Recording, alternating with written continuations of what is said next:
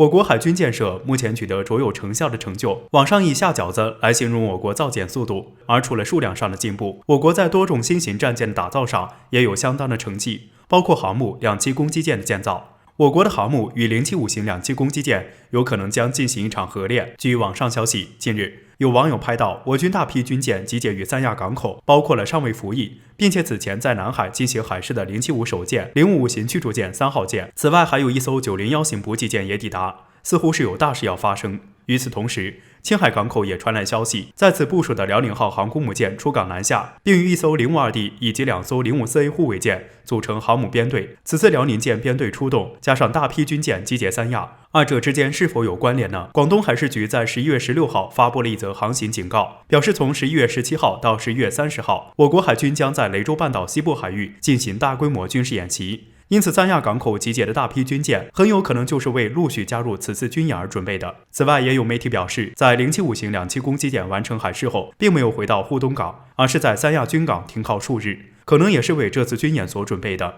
尽管075舰首舰尚未服役，但从本次海试时间超过20天来看，这艘军舰已经基本完善，至少在与其他军舰配合军事演习应该不成问题。而此次辽宁舰南下是否也是为了加入演习呢？考虑到有着航母奶妈之称的901舰也在场，这种可能性也是有的。或许不久我们就能看到航母与075舰将首次同台出现。如果说此次我国航母与075型两栖攻击舰进行合练的话，这将是难得一见的场面。同时也开创了我国海军的又一历史时刻。航母负责扩大海军编队的打击范围，而为075舰的登陆作战打掩护，二者相得益彰。我国的075型两栖攻击舰推测其排水量能达到4万吨，可以说是仅次于航母的海军作战单位。075舰能携带30多架舰载直升机以及多艘登陆舰与2栖战车，极大增强了我国两栖作战能力。在岛礁作战方面，075舰将比航母还更有优势。随着航母的服役以及075舰的下水，未来中国海军发展的脉络也逐渐清晰。依靠航母编队打造远洋海军，依靠两栖攻击舰打造两栖作战部队，这与美国海军的发展思路可谓是不谋而合。而具备这两种能力，也是一个海军大国必备的因素。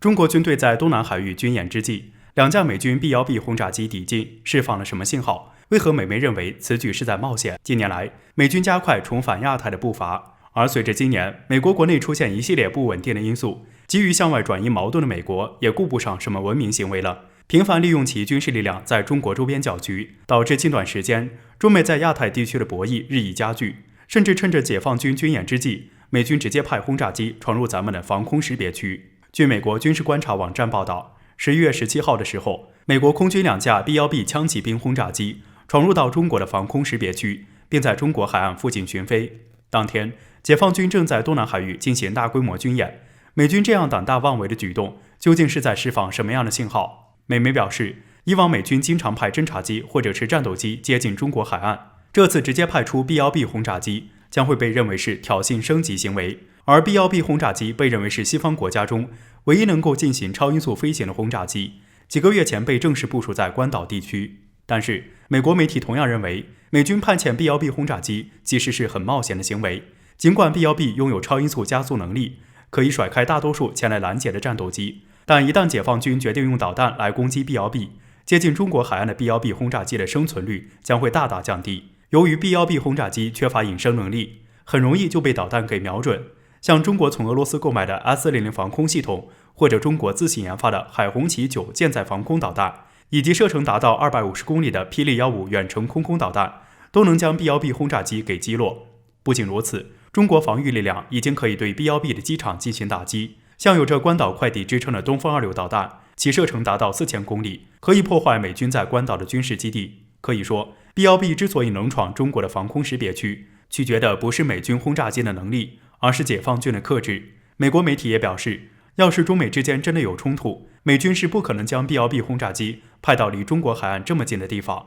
不少网友也表示，美国人的做法很明显就是来显示存在感的。既然我军是在军演，那么就应该存在误击的可能。对于我军而言，有必要做出相应的回应。事实上，这事也不是第一次出现了。在今年8月25号，我军在南海海域进行军演的时候，一架美军的U-2侦察机无视警告闯入演习的禁飞区域。几天之后，解放军火箭军向西沙群岛附近发射了一枚东风21D与东风26导弹。根据退役空军大校王湘会的说法，这2枚导弹精确命中西沙海域一艘移动的靶船。随后驻日内瓦美军办事处发来抗议，认为这将会对航行中的美军航母造成威胁。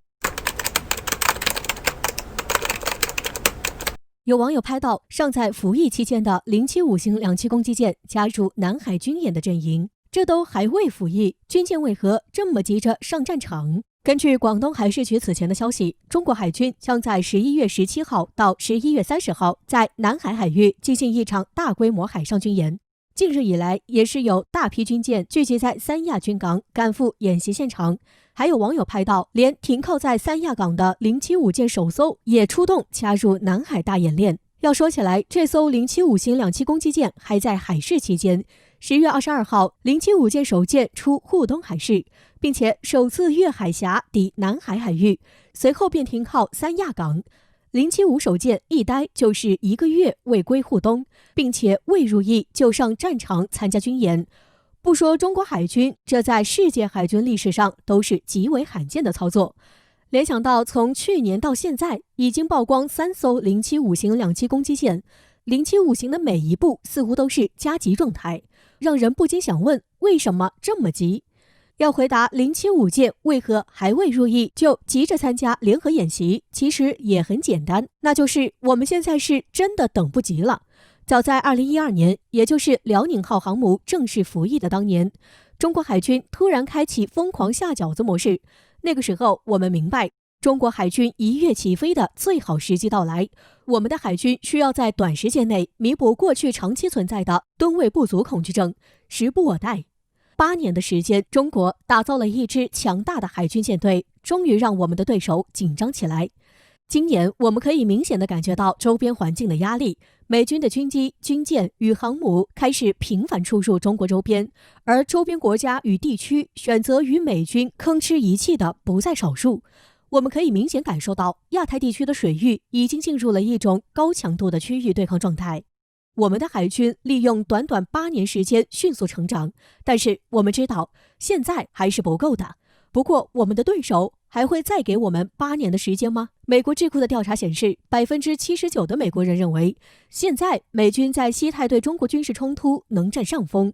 但10年后认为美国能占上风的减少到54%。因此，我们的对手明白，每拖一天，中美的差距都会进一步缩小，他们只会逼得越来越紧。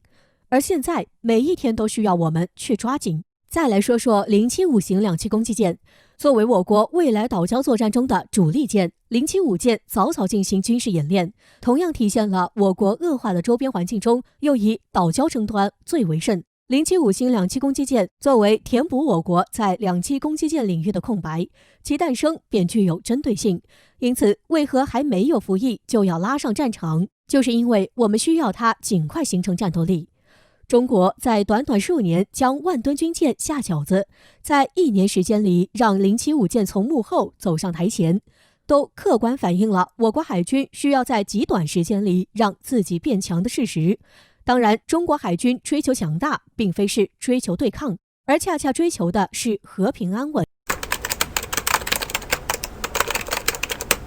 有网友发现，随着 RCEP 协议签订，日本将中国坦克、军舰与人造卫星都纳入零关税，这是想买吗？要说前几日最热门的事件，莫过于冬奥10国与中日韩澳新一共15个国家正式签署区域全面经济伙伴关系协定，也就是 RCEP。这标志亚太地区多边贸易的巨大进步，而中国作为这些国家中人口最多、面积最大，同时也是 GDP 最高的国家，无疑在 RCEP 中有着举足轻重的地位。而各国也根据 RCEP 协定，针对中国的进口关税进行了调整。有意思的是，有网友发现，日本将中国坦克、军舰与人造卫星都纳入零关税，这是想买吗？网友发现，日本为 RCEP 设定的关税清单调整目录中，竟发现有航空飞机、军舰、坦克、人造卫星，甚至是大型船只、甲板钩索等物件，并且这些商品的关税额都是0。简而言之，如果中国将坦克、军舰与人造卫星等军火或者航天设备都卖给日本，日本是不收关税的。然而问题就是，日本真的会买我们的武器与航天设备？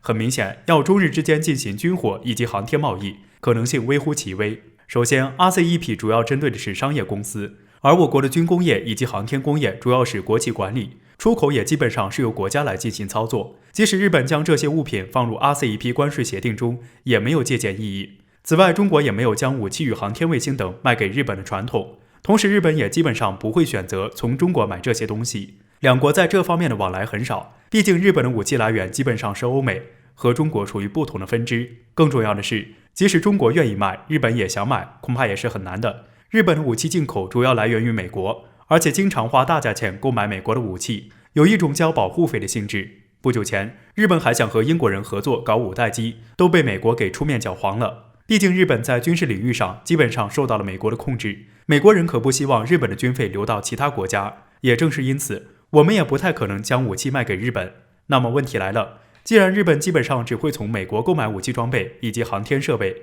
为何还特意将这些商品标注到 RCEP 协议中，并且还是零关税呢？有分析认为，这也是日本藏起来的一份小心思，通过将中国不可能出口的武器加入到零关税名单，日本方面就可以宣称有多少种商品对中国免税，但是里面的一些商品明显中国不会卖，因此就可以在协议中掺杂不少的水分，而日本方面又可以借助数量优势，对自己的一些重要商品进行贸易保护。